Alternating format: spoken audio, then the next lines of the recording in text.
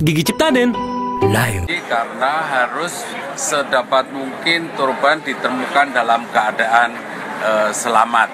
Oleh karena itu, dengan penuh kehati-hatian, akhirnya beberapa korban sudah bisa diselamatkan, ditemukan dalam keadaan selamat.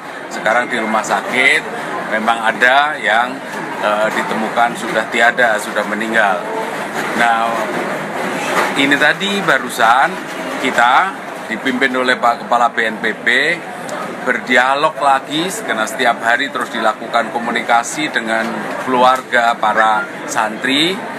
Apakah sudah saatnya untuk dilakukan evakuasi dengan menggunakan bantuan alat-alat berat?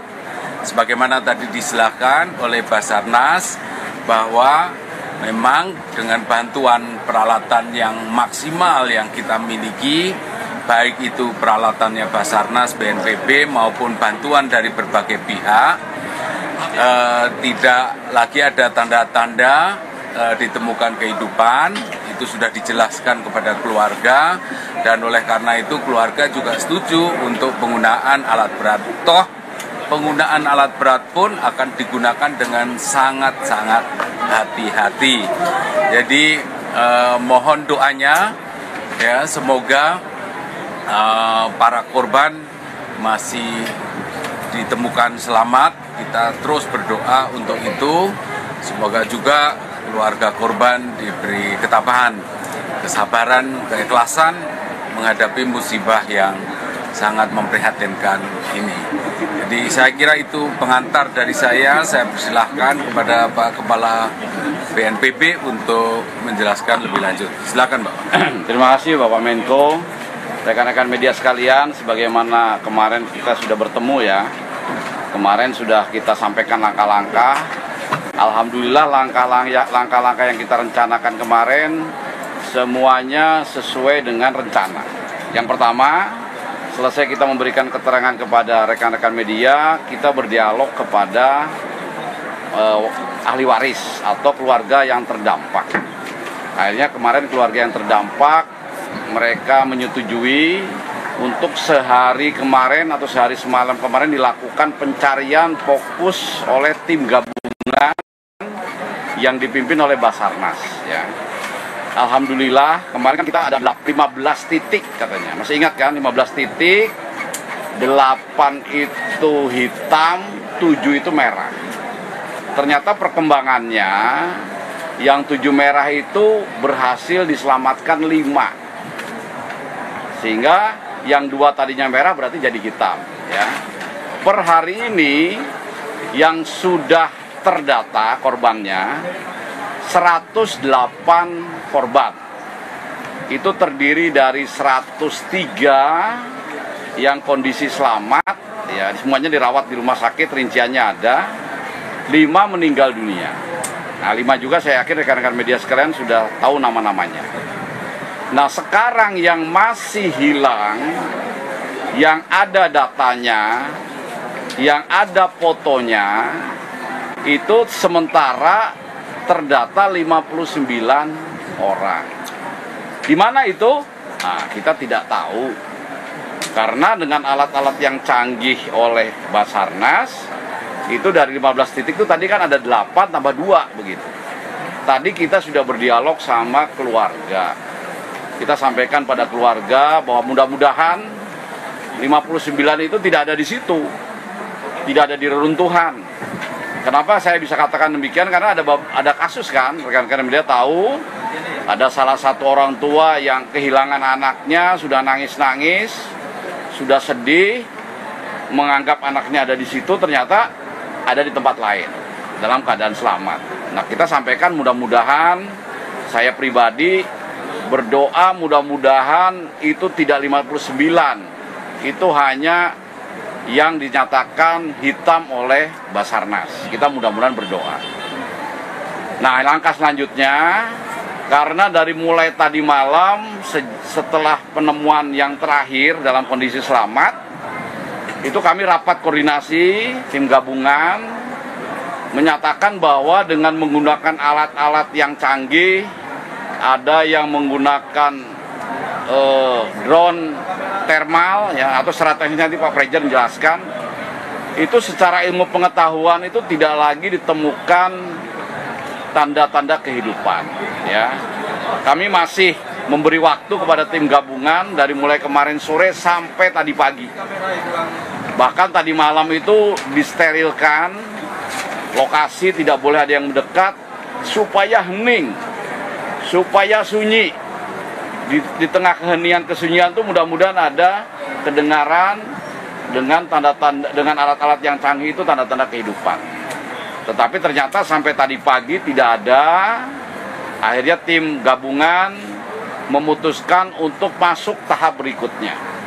Tahap evakuasi pencarian dengan menggunakan alat-alat berat. Tentu saja resikonya ini tidak mempertimbangkan lagi apabila ada yang masih selamat gitu. Tapi ini tetap hati-hati. Tidak menggunakan alat-alat berat yang langsung mengakibatkan itu bersih tetapi tidak aman. Jadi satu-satu ya, dan ahlinya sudah didatangkan. Ada 212 orang yang sekarang bekerja di situ, gabungan ya, ada dari TNI, Polri, dari ITS, dari teknik sipil, orang-orang yang punya pengalaman dalam melaksanakan evakuasi terhadap gudang yang runtuh yang di situ ada korban ya. Tentu saja kalau nggak ada korban gampang itu evakuasinya. Sebelumnya kami sudah berdiskusi dengan masyarakat yang terdampak. Ada beberapa yang langsung sedih, tapi tidak ada satu keluarga pun yang meminta kami melanjutkan pencarian terhadap korban yang hidup. Ya, jadi mereka sudah memutuskan agar kami, aparat ini segera melakukan evakuasi terhadap korban secara menggunakan alat-alat berat. Ya, dan untuk memperkuat, kami membuat berita acara yang ditandatangan oleh wakil dari warga masyarakat yang ada keluarganya di situ. Ya, ini juga menjaga bahwa kami tidak bertindak sesuai keinginan sendiri. Kami sudah tawarkan kalau Bapak Ibu warga masyarakat yang keluarganya jadi korban, kalau meminta kami untuk mencari seperti kemarin secara manual satu-satu untuk mencari yang selamat, kami akan lakukan. Tapi dari suara bulat mereka menyatakan sudah cukup Pak, sudah cukup karena sudah 3 hari. Sekarang tolong itu segera dievakuasi menggunakan alat-alat berat. Dan apabila ada jenazah ditemukan segera dilakukan pengurusan sebagaimana mestinya sesuai agama dan kepercayaannya masing-masing. Nah, sehingga rekan-rekan media sekalian, sekarang itu tahap yang kita lakukan. Sampai kapan? Sampai bersih, sampai semua korban itu ditemukan dan kita sudah punya datanya. Sekali lagi, apakah 59 atau tidak, kami belum tahu. Ya, sekali lagi kami mudah-mudahan tidak sebanyak itu. Mungkin nanti rekan-rekan media menulis pun seperti itu. Jangan belum sudah disampaikan bahwa yang korban 59 orang. Ya, kita punya Tuhan, kita pasti percaya keajaiban. Mudah-mudahan tidak seperti itu. Mungkin itu ya yang ingin saya tambahkan dalam kesempatan ini. Dan kami kembalikan kepada Bapak Menko, barangkali dibuka pertanyaan dari rekan-rekan media, mungkin kami siap menjawab. Mungkin itu Bapak Menko. Jadi Basarnas, ada Terima kasih. Baik, terima kasih. Saya sampaikan justifikasi dulu. Ya. Baik, terima kasih. Assalamualaikum warahmatullahi wabarakatuh. Mohon izin Pak Menko, Pak Kepala Badan, Pak Deputi. Jadi justifikasi kenapa metode search phase atau fase penyelamatan ini kita alihkan ke fase pengambilan reruntuhan adalah pertama seperti tadi disampaikan oleh Kabadan, sudah 3 kali kami melakukan reassessment. Reassessment yang pertama kami lakukan di pukul 23.30 sebelum kami karena kami berharap semua itu harus clear, tidak boleh ada satu orang pun yang di luar dari petugas yang melakukan scanning. Karena alat ini daya tangkapnya bisa sampai 50 meter radiusnya dari alat. Jadi kalau ada orang beraktivitas di situ akan tertangkap di dalam detektor dan ini akan membuat kita multitafsir menganggap bahwa ada yang hidup. Padahal itu orang lain yang ada di sekitar. Sehingga kami minta itu clear semua. Kemudian fase yang pertama nihil. Kita menggunakan 2 pendekatan. Yang pertama adalah pendekatan secara manual, yaitu pendekatan dengan pemanggilan atau hailing method. Kita panggil, kita cari keliling. Kemudian setelah itu ini tim mundur, kita ganti dengan alat search cam. dari semua titik, dari semua sektor kita search scam dengan menggunakan fleksibel yang dia memiliki jangkauan bisa sampai 5 meter, dia bisa masuk ke dalam celah-celah di antara reruntuhan. Hasil nihil keluarannya adalah video recording. Lalu kemudian peralatan yang kedua adalah wall scan Saver 400. Ini adalah peralatan yang ditempel di dinding, kemudian radius scanningnya itu 120 derajat dengan jangkauan terjauh sampai 20 meter. Dia bisa passing through tembok, bisa lewat menembus tembok. Indikator yang ditangkap adalah dua. Pertama, life sign, tanda-tanda kehidupan dari denyut nadi, kemudian dari panas tubuh dan juga dari pergerakan. Lalu kemudian yang kedua adalah jumlah yang bergerak. Kalau yang tanda kehidupan dalam bentuk signal, ya, dalam bentuk grafik, tetapi kalau jumlah orang dalam bentuk coding warna. Kalau misalnya di dalam ada 5 saja memberikan gerakan halus dan dia tersebar, maka akan keluar 5 coding warna.